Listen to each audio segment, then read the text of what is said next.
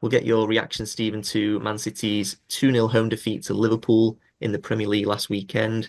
After the disappointment of exiting the Champions League at the hands of Real Madrid, Pep Guardiola was hoping that his team could return to the level of performance they offered in that comfortable 4-0 win over Newcastle. But City were second best against Liverpool in the end, weren't they? Yeah, they were. Yeah, it's never nice to lose to a greater side like Liverpool, and especially one that we've gone head to head with for so many years and come out best. Um, but I think that game yesterday was probably a very fair reflection of where we are. Personally, as a City fan, and trying to sort of be removed from the actual judging it as a football game, but I'm quite relaxed about I think where City are ultimately because it was frustrating, but I felt ultimately we did probably the best that we could with the collection, of players that we got in terms of form. Liverpool ultimately, Salah was too good for us. Ultimately, Van Dijk and Kanate were just too good for City in terms of they had their key winners available and City didn't. Like I can't help but feel after that for me.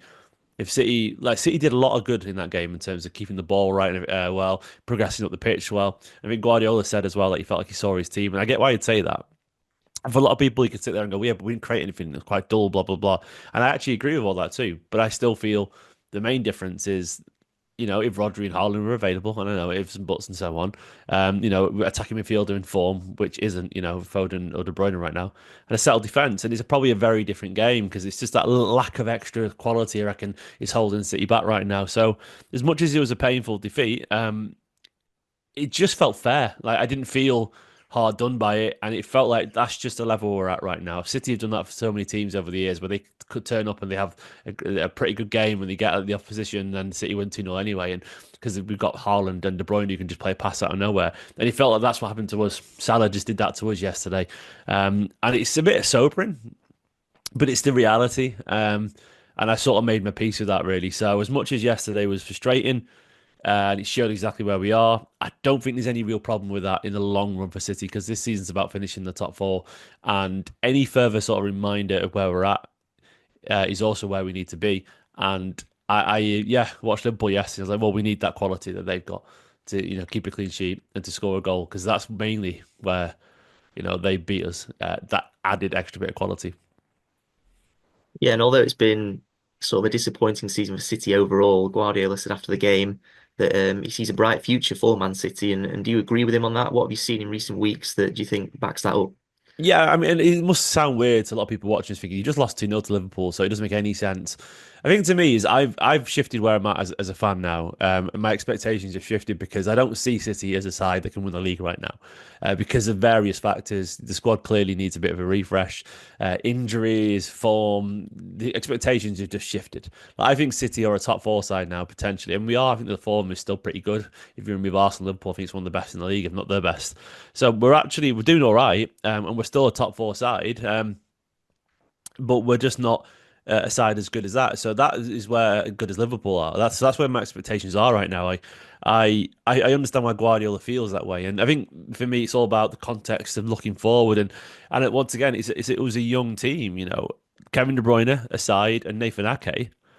There wasn't a single player in the outfield who was over than 26, and that was one of them was a no signing, Marmoush. Once again, Savinho, Kusanov, Lewis, all 20 years old. Vardial, I think 23, 24, 23 maybe. Nico Gonzalez the same. Foden, 24. Doku, 22, 23. Marmoush, 26. It's a young side again with four new signings this season. Savinho, Kusanov, Gonzalez, Marmoush all signed this year. Doku and Vardial, if you want to go a little bit further back, it's only their second season, which I know is obviously a decent amount of time. But the point I'm making is it's very much a team in transition still.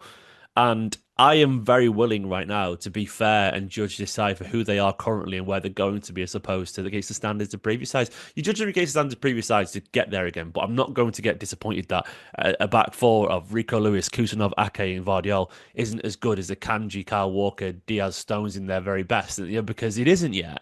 And it is younger and it's different. And I think it's probably fair to say that there'll be some signings coming in too. But I think what Pep saw is that these young players are talented. They got very close to doing the right thing against Liverpool, but they just lacked a little bit of quality at the end. Like Doku beat his man so many times. Savino did the same, but there was just we didn't have the final ball, or there was no one in the box. The amount of times it was just Marmoush to aim for, and look, he's not going to get a header against uh, Canate and Van Dijk. And that's where usually, we'd had the quality of Kevin De Bruyne who would just ping a beautiful pass out of nowhere, or Phil Foden, would put it in the top corner from 20 yards. Those guys aren't the same, which is a concern, but it's something that we're obviously aware of. So we haven't got the tools to break down Liverpool right now. That doesn't mean we won't in the future. I can imagine even Rodri back helps at midfield because he's so creative anyway with those diagonal passes. Haaland opens the game differently, given his presence, and it lets Marmoush run off him. So I can see why Guardiola would look at that game and go, okay, we're not quite as good as Liverpool. And ultimately, the performance didn't have everything that I wanted. But there were signs there from some of these young lads, new ones, that they have quality and that they can go far. And I think there was plenty of examples of that. Kusanov one in particular. I thought he was excellent yet again, and I've been really, really impressed with his development already in the four or five games. So yeah, I think Guardiola saw his team, saw the principles, if not yet the final quality. The players worked hard. They kept the ball nicely against the best side in the country. They got the ball at the pitch very well. We didn't quite create enough chances, but I understand that the template was there, and I think that's what Guardiola will see. Yeah, and you mentioned there the sort of the ages of the players in that lineup against Liverpool. The average age of that City starting lineup was 25 years and 68 days, which is Massively interestingly low. it's the joint youngest lineup in a Premier League match under Guardiola for City, which is I quite remember like a incredible. few games ago, so it was like 28 and a half, something like that. So that's a Yeah, massive dip in, and that's the thing is, and I could not expect a City side that's got all these young lads in it. Never mind one centre back who doesn't speak a word of English. Nico Gonzalez is on his first couple of games in the Premier League. Marmoush is trying to get up to speed with the Premier League too. Rico Lewis is young and had a poor season. He was trying to get his form back. Then Savino and Doku are young wingers. I can't expect this side, who's never played together, who are young, a lot of them still adapting to the Premier League, to just be able to beat Liverpool. Like, I mean, it could happen. I can't expect it. So I think that's the thing, is it is a young side, and it's very much clearly one that needs tweaks. But I think Pep saw these young lads and goes, oh, do you know what? There's talent there. And as much as the game was frustrating yesterday, and I know not all City fans feel like I do with this one, but I actually felt quite. I was like, yeah, do you know what? I think we've got some good talented players here. I can see why with a couple of tweaks here, and obviously City will probably still sign a trying midfielder. Some links to Florian Wirtz this morning in the transfer rumours. Maybe we'll sign a fullback, a more physical one than Rico Lewis. Get your Rodri back, Haaland back. And maybe, all of a sudden you think, well, that's actually a really strong 11.